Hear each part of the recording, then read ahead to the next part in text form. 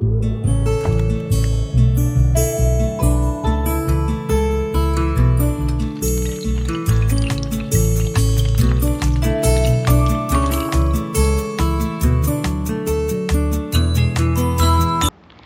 students, welcome back to J Academy of Excellence. So in this video lecture we are going to learn some most important topics of chemical kinetics. So watch the video completely. As we have discussed rate of reaction and rate constant in last classes.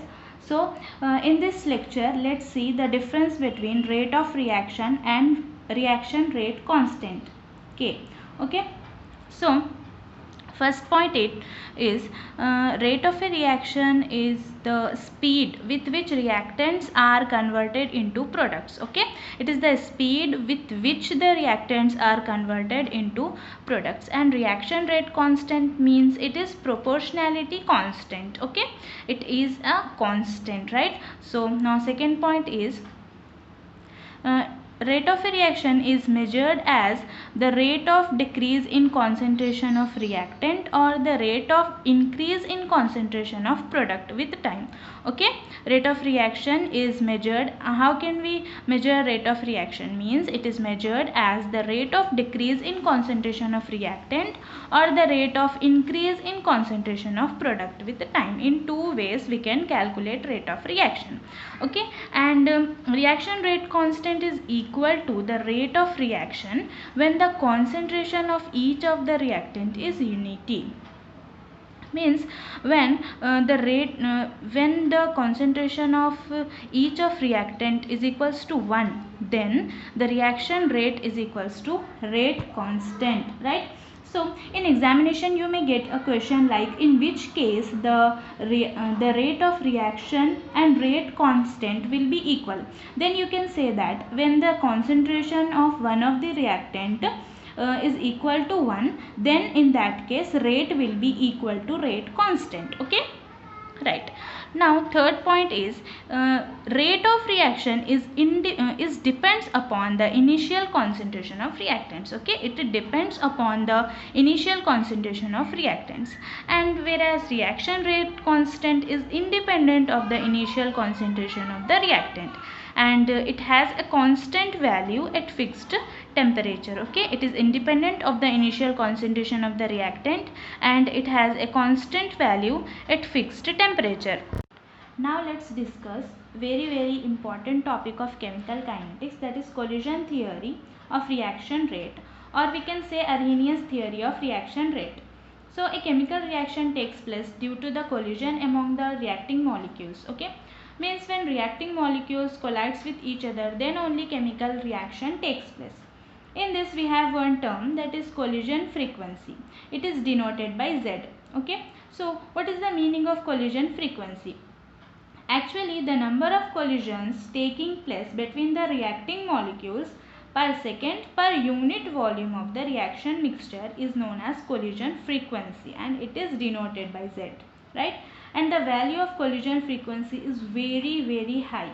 Okay, for binary collisions, the value of Z, that is the value of collision frequency, is approximately 10 to the power of 25 to 10 to the power of 28 per second.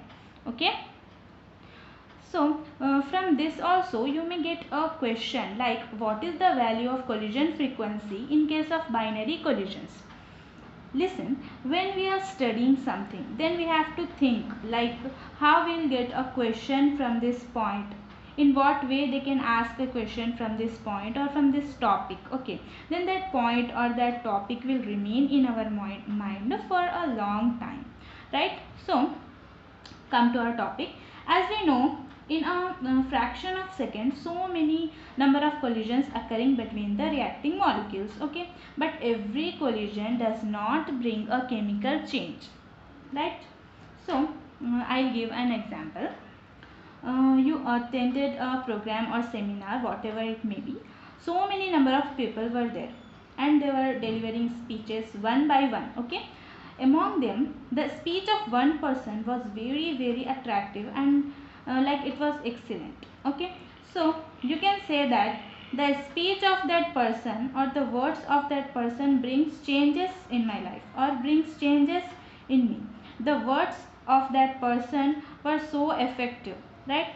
So like that only here also so many collisions are occurring between the reacting molecules, but very few of them are effective, and which brings the changes in reacting molecules, and that collisions only will give the product. So that's why these collisions are called as effective collisions, right? That collisions are known as effective collisions. And the remaining collisions which does not bring any changes are called ineffective collisions. Okay?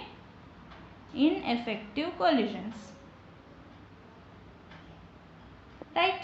So ineffective collisions means they just collide with each other and disperse in different direction with different velocities. Right? So now what will be the conditions for a collision to be effective? So the condition is the two barriers are to be cleared. Okay. So first one is energy barrier and the second one is orientation barrier. Okay. By using a graph, let's understand the term energy barrier. Okay. So in this graph, E corresponds to the minimum or threshold energy of the molecules for effective collisions. Okay.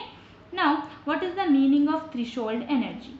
Okay, what is the meaning of threshold energy?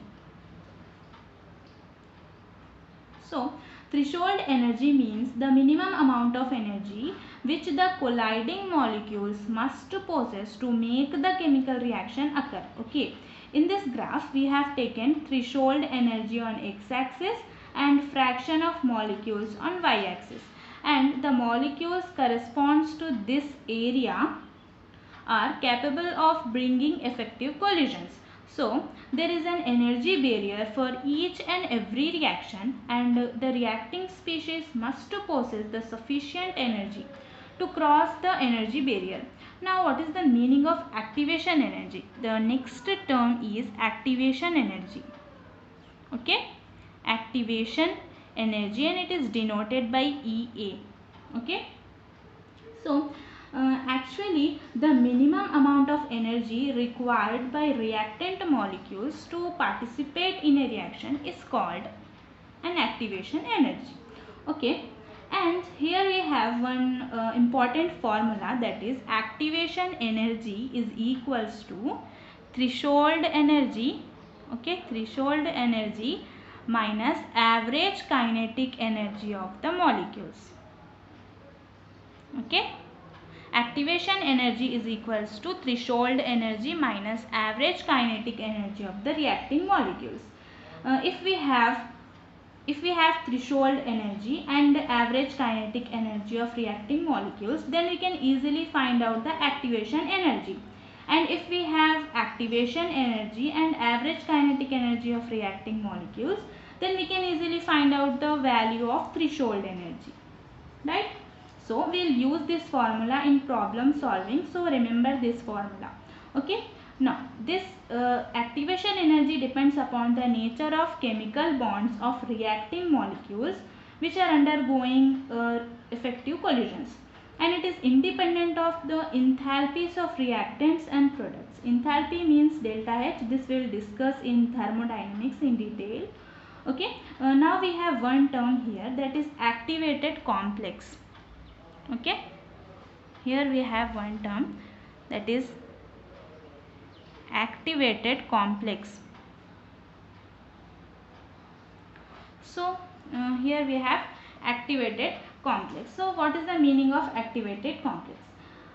Right, when the collision occurring between the molecules having very high energy, then those molecules overcomes the forces of repulsion and bring the formation of an unstable molecule cluster. Okay, that molecule cluster is not stable, and this cluster is known as activated complex, right? And the lifespan of activated complex is very small, so that's why after the formation immediately this complex breaks into either into reactants again or in a new substance, that is product. Okay, now let us discuss the activation energy of exothermic and endothermic reactions. So we have two graphs here. Okay, first one is for exothermic and second one is for endothermic. So by seeing the graph, how we can say whether it is for exothermic or for endothermic, I'll explain to you in a very easy way. Okay, so as you can see, we have taken energy on y-axis, right? So in this case, the energy of reactant is high and the energy of product is low. Okay, so when reactant convert into product, then energy decreases. In this case, means energy means the heat is released. Okay, so that's why this graph is for exothermic reaction. Now in the next case, the energy of reactant is less and the energy of product is more, or the energy of product is more than that of the reactant. Okay, means energy is increases or heat is absorbed in this case.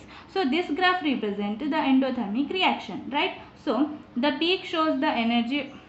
So the peak shows the energy of active. This peak shows the energy of activated complex, right? And we have discussed already about an activated complex, right? So here delta E shows the average energy of reacting molecules, and EM is activation energy, and the energy which we will get by adding these two energies is called the threshold energy.